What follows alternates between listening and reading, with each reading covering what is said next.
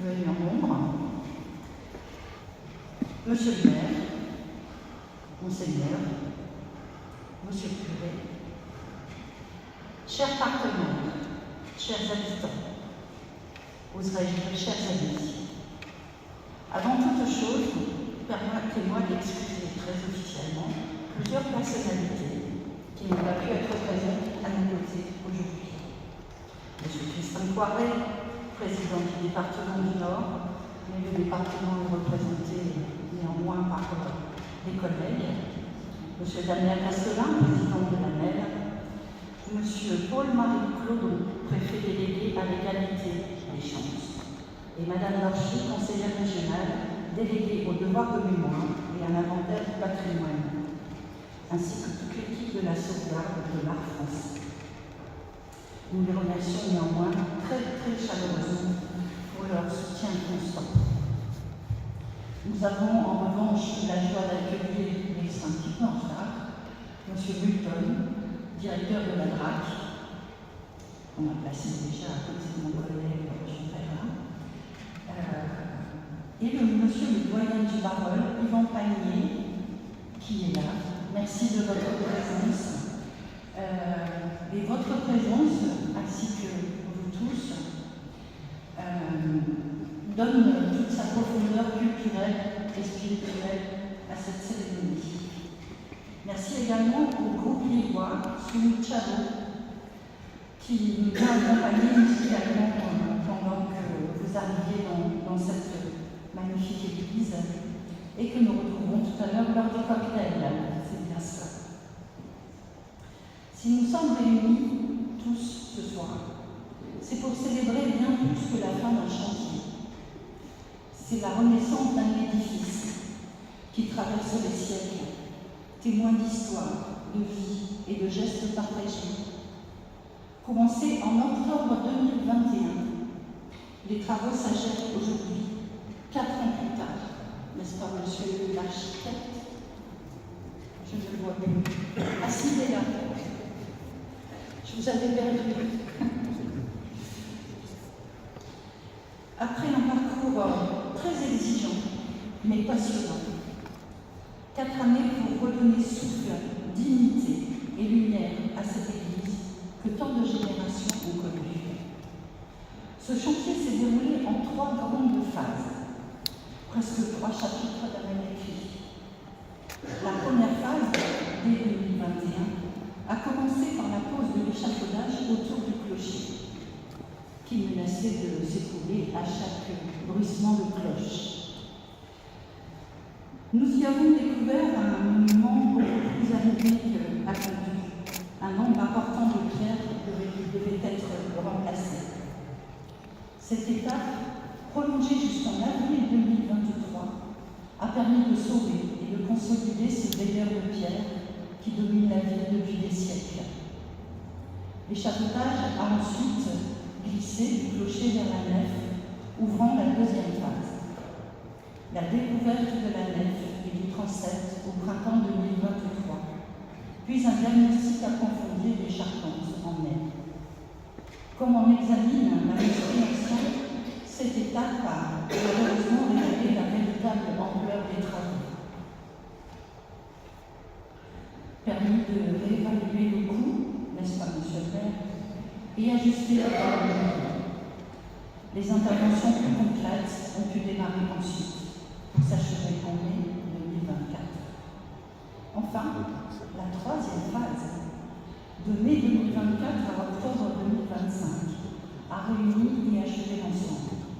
La restauration des façades, des toitures, des charpentes, la reprise des peintures intérieures, la restauration des grisailles du cœur, ces toiles en trompe-l'œil qui remplacent les anciens vitraux et que vous pouvez voir juste derrière moi, les deux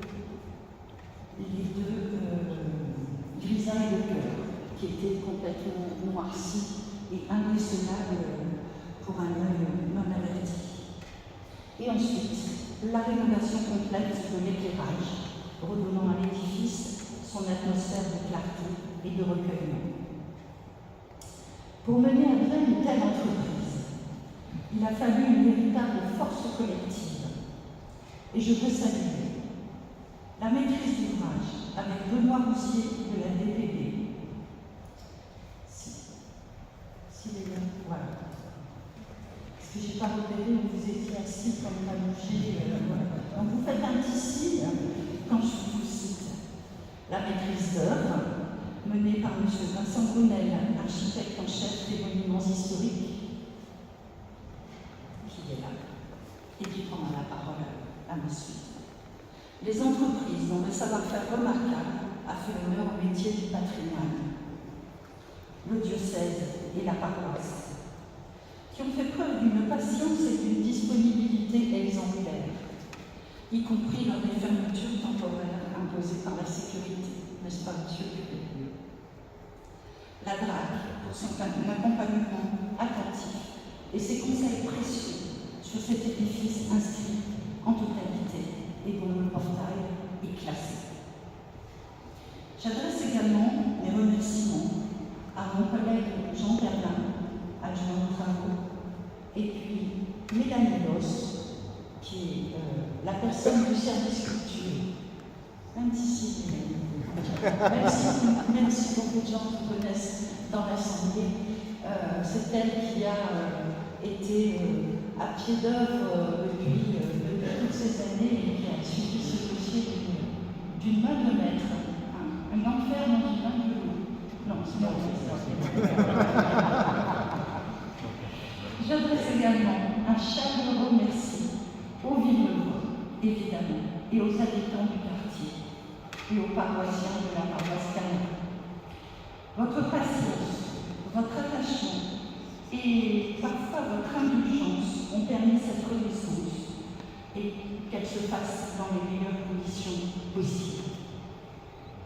Aujourd'hui, grâce à vous tous, grâce à cette chaîne humaine, l'Église retrouve non seulement son aspect, mais aussi son âme.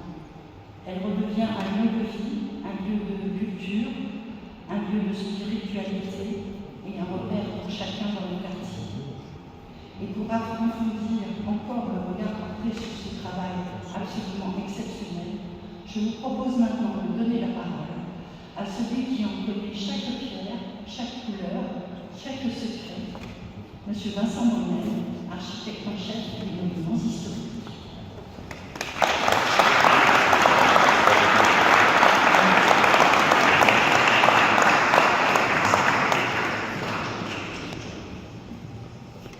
Merci Madame pour ces compliments.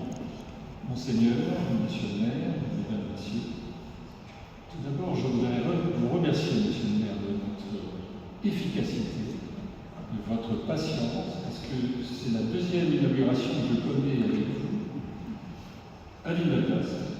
Et vous avez toujours été très ouvert à toutes les remarques qu'on a pu formuler durant le chantier. Et naturellement, restaurer un édifice ancien, c'est le démarrage d'une grosse aventure, à la fois sur le plan technique, sur le plan financier, et naturellement sur le plan archéologique et historique. Et là, je fais un petit clin d'œil à la Milos. Je remercierai tous vos services et en particulier M. Rousier, son prédécesseur, M. Di Bernardo, Mélanie Loss, bien sûr. Je remercierai aussi toutes les entreprises qui sont à peu près représentées. Je vois M. Bois, en ce qui concerne le vitrail, Maître Verrier, l'entreprise de maçonnerie caritaire de Léon Nouvelle, je l'ai dit tout à l'heure, M. Salins, qui est là-bas, qui est pêché. Et on a vu tout à l'heure le couvreur, qui est pêché, le couvreur, le vitrail et au fond, je ne vois pas le charpentier. Mais en tout cas, toutes ces personnes œuvraient dans le même sens, je dirais somnolette, entre guillemets, mais toujours avec passion, avec dynamisme, avec une certaine ferveur pour que le chantier soit une réussite, il l'est. Et je les remercie parce que sans eux, le chantier n'existerait pas, la réussite non plus. Donc c'est vraiment primordial de laisser ça. L'édifice est un édifice un peu particulier, au sens que, quand on le voit de l'extérieur, il paraît homogène, mais en fait, il ne l'est absolument pas. Déjà, dans la nef où vous êtes assis, quand vous regardez le nombre des travées, il y a 3 travées, elles sont inégales, elles sont de nature différente, et là, il y a déjà une question. Nous sommes dans un transept, Et en fait, c'est un faux transept, puisque les fenêtres ne sont pas axées. Et là, autre question. En fait, l'édifice s'est construit déjà sur une petite église dans les années 1100.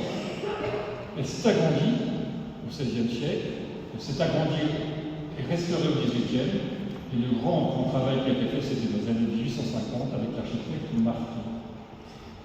Quand on est dans les premières époques, c'est un édifice qui est relativement simple, de plan rectangulaire.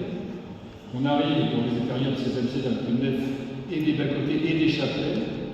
Et c'est pour cela que certaines chapelles, il y avait la chapelle de la Sainte-Vierge qui était de ce côté-là, une autre chapelle qui était de face. On a voulu régulariser une espèce de plan qui était le plan de la nef, des bas-côtés et du transept. Il y avait sur chaque travée latéralement des couvertures indépendantes, et on peut supposer, et ça on le retrouve un peu partout, c'est que le fait de faire des couvertures accolées les unes aux autres crée des chéneaux. Les chéneaux sont, excusez-moi, jamais nettoyés, ils sont en face, les eaux débordent, les charpentes pourrissent et tout s'effondre. Et à ce moment-là, au XVIIIe siècle, on fait un très grand chantier, c'est qu'on prend la couverture de la nef comme élément central et on continue la couverture sur les bas-côtés sur un seul versant.